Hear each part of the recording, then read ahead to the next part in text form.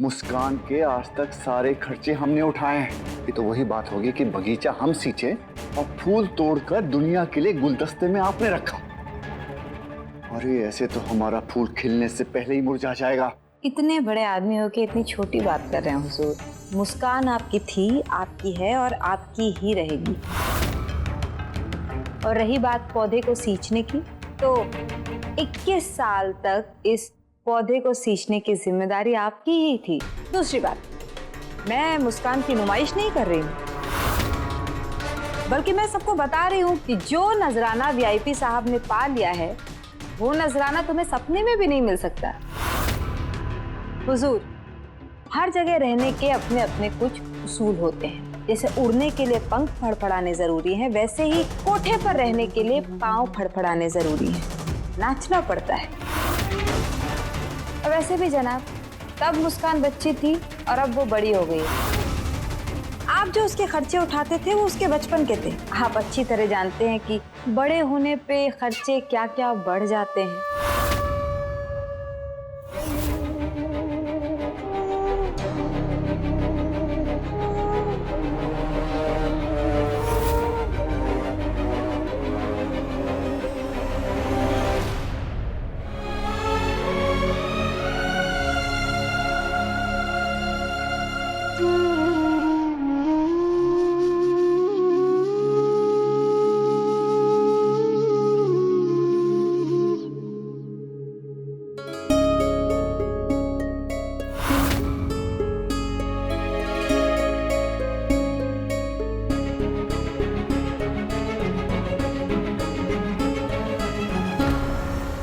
बातों में मत बहलाइए, हमें बाजार के रूल्स अच्छी तरह से आते हैं। बिजनेस में जब सौदा तय होता है तो उसकी कीमत भी तभी तय हो जाती है। और आपने जब जब अपनी ख्वाहिश की है, हमने आपकी ख्वाहिश पूरी की है। अपनी याददाश्त को दोबारा से टटोलिए। बखूबी याद है मुझे, और जो आपने बीते सालों में मुस्कान के लिए किया वो भी नहीं भूली हूँ मैं। उसके लिए मैं हमेशा आपकी शुक्रगुजार रहूंगी। लेकिन हुजूर, क्या है ना कि चांद के सामने मुट्ठी कर लेने से चांद मुट्ठी में नहीं आ जाता। चांद की चांदनी को पाने का हक तो सबका होता है। आप खुद देख लीजिए, यहाँ हर किसी के दिल में मुस्कान के लिए ख्वाहिश है, मुस्कान की आस है। अब आप ही बताइए, किस किस का दिल तोड़ा जाए? हमें उसके बारे में कुछ और सोचना पड़ेगा।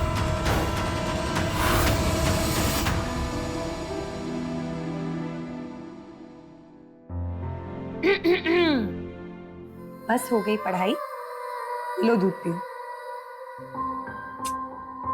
पियो।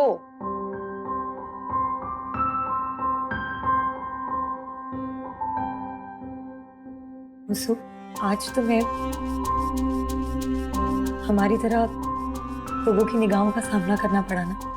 समझ सकती हूँ कि तुम्हें कैसा महसूस हुआ होगा। एक पल के लिए तुम्हारे पैर ही कांप गए होंगे ना। पैर नहीं कांप रहे थे मासी, दिल कांप रहा था। डर की वजह से नहीं, मम्मा को याद करते हुए। समझ ही नहीं पा रही थी कि आज अगर मम्मा होती और मुझे नाचते हुए देखती तो खुश होती या अफसोस होता उन्हें। इन हाथों में किताबें देखना उनकी ख्वाहिश थी, तो शायद इन पैरों में घुंघरू बांधना भी।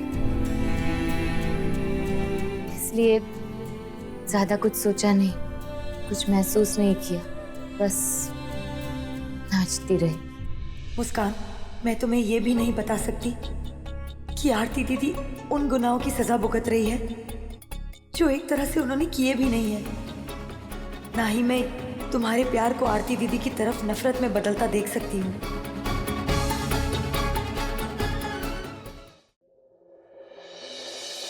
मुसु, मैं ज्यादा कुछ तो कह नहीं सकती, पर सिर्फ इतना कहूंगी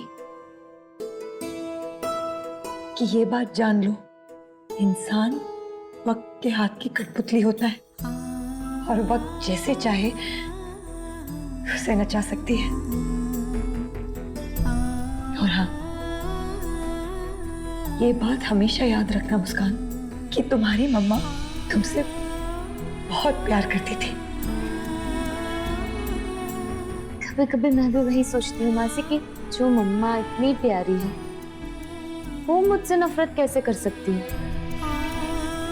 फिर सोचती हूँ माँ भी इंसान ही होती है ना, कोई मजबूरी रही होगी, कोई लाचारी। पर ऐसे भी क्या मजबूरी मासी कि एक माँ को अपनी ही औलाद से दूर रहना पड़े। बस ये एक ही सवाल है जिसके जवाब का मुझे इंतजार है। और अगर किस्मत में मम्मा से मिलना लिखा है दोबारा तो सबसे पहले यही सवाल पूछूंगी।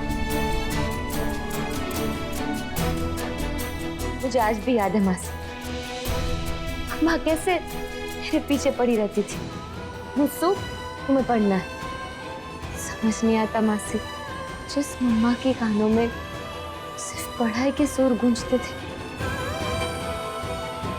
उनके कानों में घुंघरुओं की आवाज कैसे बजने लगी।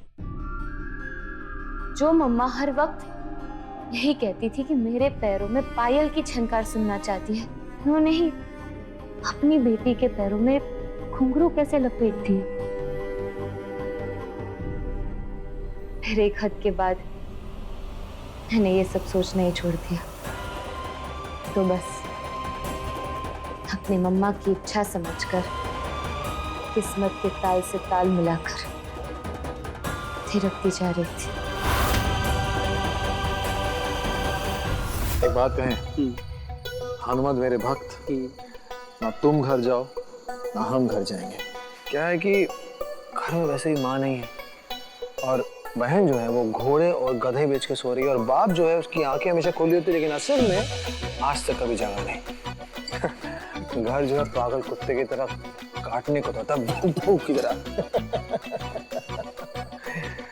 और मेरे भाई वो क्या है कि ये सड़क उससे अच्छी है, कहीं भी सो जाओ। और एक और बात कहें, आवारा कुत्ता और मोहम्मद दोनों सेम टू सेम। कोई सेम टू सेम नहीं है भैया जी। और घर घर होता है, उसमें लोग नहीं है तो क्या हो गया। मतलब आपके पास एक से एक बढ़कर सुख सुविधा है, गाड़ी है, नौकर चाकर है, इतना बढ़िया सा घर है। सही कहा तुमने, घर घर होता है और मकान मकान। मकान जो होता है वो ईंट पत्थर से बनता है और घर घर तो बनता है प्यार से, माँ की ममता से, एक दूसरे के ख्याल से। समझे?